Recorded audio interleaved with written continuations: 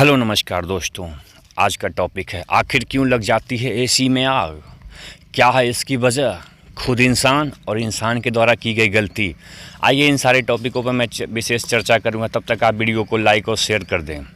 चलिए देखते हैं कि इसका कारण क्या है आग लगने का। कारण नंबर 1 हम देखते हैं कि एसी में जो है एक मशीन है। जिस तरीके से इंसान एक मशीन है, कंटिन्यूअस काम करते करते इंसान जिस तरीके से थक जाता है, मशीन भी उसी तरीके से थक जाती है। और कंटिन्यूअस थकने के कारण उसमें हीट वगैरह मशीन में जनरेट हो जाता है और जनरेट होने के कारण वो बर्न कर जाता है। लेकिन हम देखते हैं पहला तो शॉर्ट सर्किट कारण हो सकता है। दूसरा कारण देखिए क्या है कि एसी का कंटिन्यू काम है, वो हमारे रूम से कंटिन्यूअस गर्म हवा को एब्जॉर्ब करती है और गर्म हवा को एब्जॉर्ब करके वापस वो फ़िल्टर करके हमें ठंडी हवा देती है।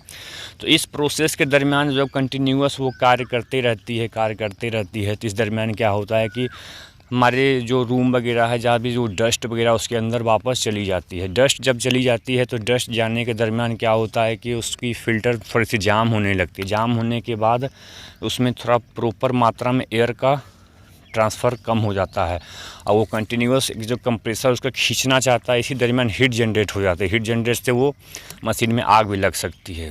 चलिए, तो आग तो लग चुकी है, अब हम इससे आग से कैसे बचें और आग ना लगे और हमारे एसी ब्लास्ट ना हो, इसके लिए हम क्या करना चाहिए। देखिए, करना चाहिए, कहा जाता है कि अगर आपने एसी को 600 घंटा आप यूज कर चुके हैं तो उसे एक बार सर्विसिंग ज़रूर करवा लें।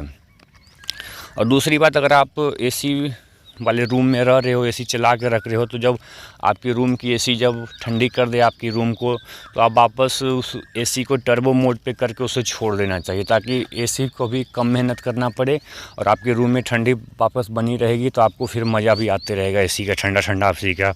ये सब प्रतिक्रिया आप कर सकते हैं जिससे आपको एसी में कोई नुकसान नहीं होगी और वापस आपकी एसी मस्त तरीके से चलती रहेगी। देखिए, अभी हाल ही का आप घटना देखे होंगे या सुने भी होंगे कि नोएडा में एक फ्लैट थी, उसमें एसी ब्लास्ट कर गई।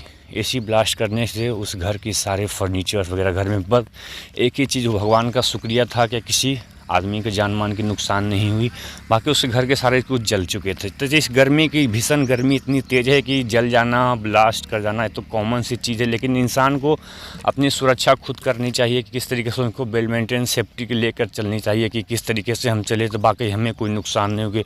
उस घर में सारे लोग, सारे फर्नीचर्स वगैरह सब कुछ जल चुके थे और जलने के बाद में तुरंत वहाँ तो फायर ब्रिगेड वगैरह इसलिए शहर था तो इजली से अवेलेबल होने के कारण वहाँ पे जल्दी आग को काबू कर लिया गया। उससे कोई नुकसान वगैरह नहीं हुआ। इसलिए हम चाहते हैं कि आप लोग भी अपनी सुरक्षा बेहतरीन तरीके से करें और अगर एसी यूज करते हैं तो ये सारी जो है जानकारियाँ अपने आप को रखें कि वाकई हमें कोई नुकसान ना हो।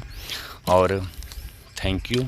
और अगर वीडियो अच्छी लगी तो आपकी एक शेयर किसी की जान बचा सकती है।